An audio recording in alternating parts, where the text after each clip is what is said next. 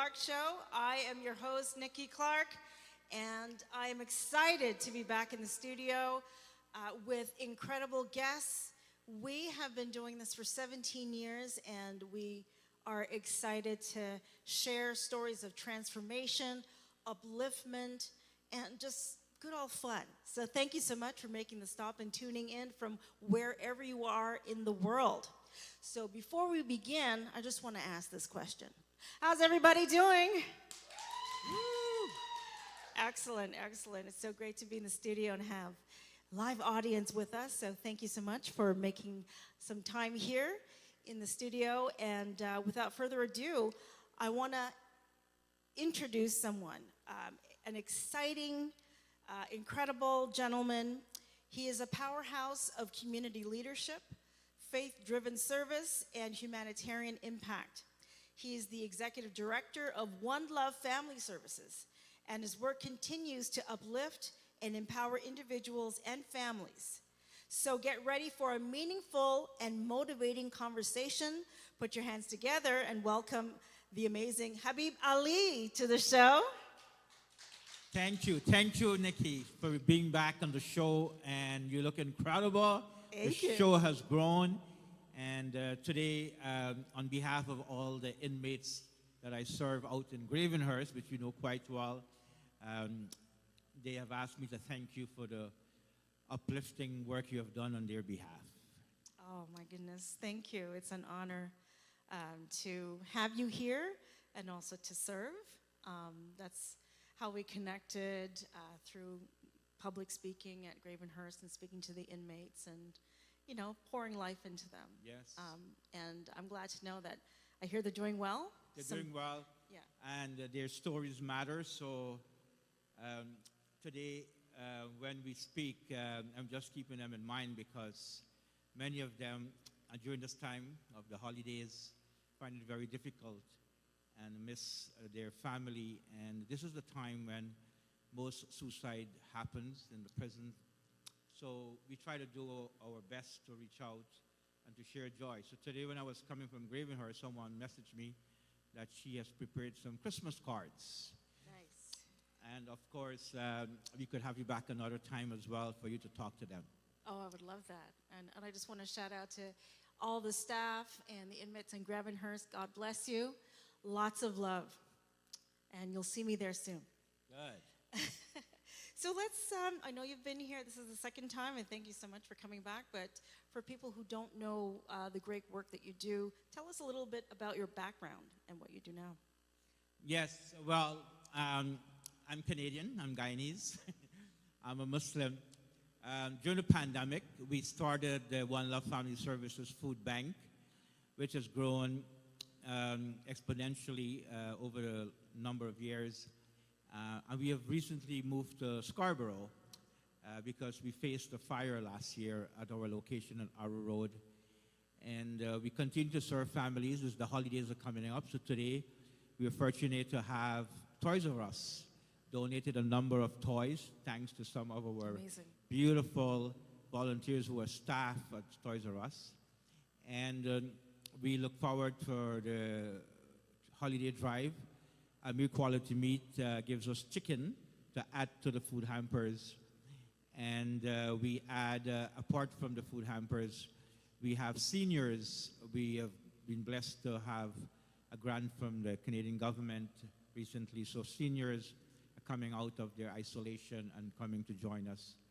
So it's an exciting time for the food bank, given 1 in every 4 Canadians are faced with food insecurity in Canada. Yes, well, that is amazing work that you do, and yes, there is a food insecurity epidemic happening, and thankful for you and other incredible services that reach out to communities intergenerationally and provide that support. That's fantastic. So how long have you been doing the One Love movement? Well, the One Love movement started about 10 years ago when I was listening to Bob Marley's One Love song. It's one of my favorite songs. And one of your favorite songs. And Jimmy Cliff just passed, so we like to pay tribute to our beloved Jimmy Cliff from Jamaica. And Jimmy Cliff happened to have accepted Islam in his earlier life. And so that was a very interesting. We were faced with a cut of chaplaincy services by the former government about 10 years ago. And I was listening to Bob Marley's song, and I thought, rather than sitting here distraught, let me start a movement called One Love. So we started community dinners and the One Love Gala and the One Love podcast, and that ended up with the One Love table, the food bank. And we have next weekend is our Pepper Pot Festival. Ooh, that's exciting. So Tell us about that. I'm live on television. I'm asking Nikki Clarke to be one of the judges. And I'll be there. I'll be there. Where's it going to be? So tell us more about it. So the Pepper Pot Festival, this is the 4th year. Pepper pot is a national dish of Guyana. And at Christmas time, it is served on Christmas morning with flatbread. So, and pepper pot is a dish in Jamaica as well. And as we know, it has its history with the slaves not being able to eat meat or stop from eating meat. So they would wait and hide and take the leftovers and hide it with vegetables and cook it with, in this case, it's casrip, which is made from cassava. And so every year we do the Pepper Pot Festival and the Pepper Pot competition in hopes that we can drive more donations towards the food hampers and the toy drive at Christmas time, and that we can, this time, actually, we just did a drive for Jamaica after the Hurricane Melissa. So additionally, this Pepper Pot Festival next weekend will help us drive some more donations for the Jamaica relief. That's phenomenal. Thank you so much for what you're doing for Jamaica. And as you know, I have family in Jamaica, Yeah, so. I know you're a Yadi. Yes, I'm a Yadi. You see me? And yeah, so speaking to my parents every day and encouraging them, it's really important to just keep, even just a phone call or a text just to say, you know, I'm with you. But definitely the supplies, we need them. Generators, Yeah. food, medical supplies. Yeah, the Jamaica Association has been our partner. Okay. And we were fortunate, even at the food bank, to do other drives in the past for Haiti, for Palestine, for Guyana, and of course for Canada. So it's an ongoing work.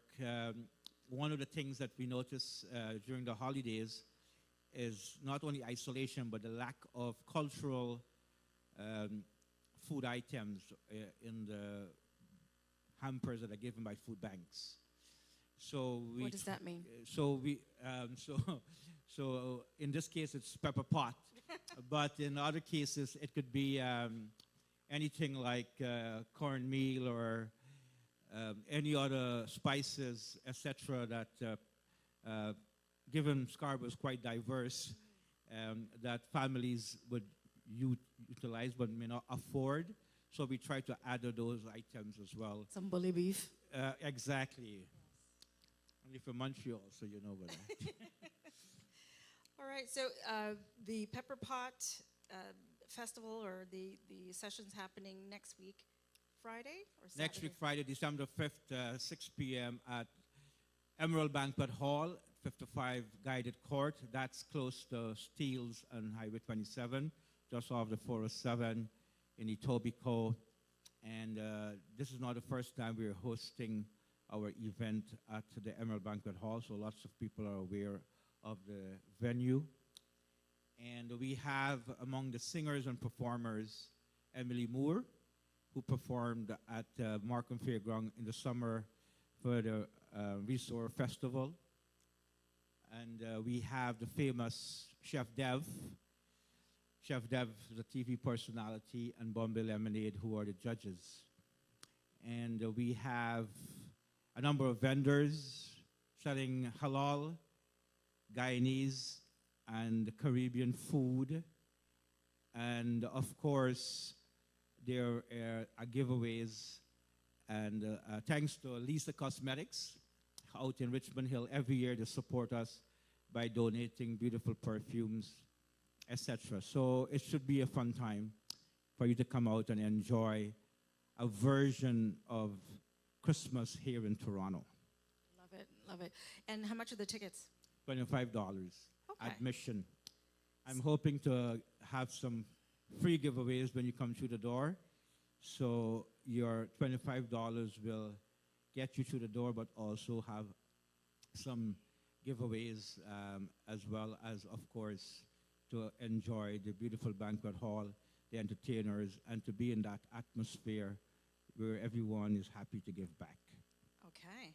All right. So there's going to be food, giveaways, entertainment, food. More food. More food. All right. Well, I'll be there, definitely. And what's the time? 6 o'clock to 11 o'clock next Friday, December the 5th. Any dancing? Dancing, there's an after party. Okay. DJ Vic will be spinning. Okay. All right. We have to include that. That's My amazing. God, what a contrast.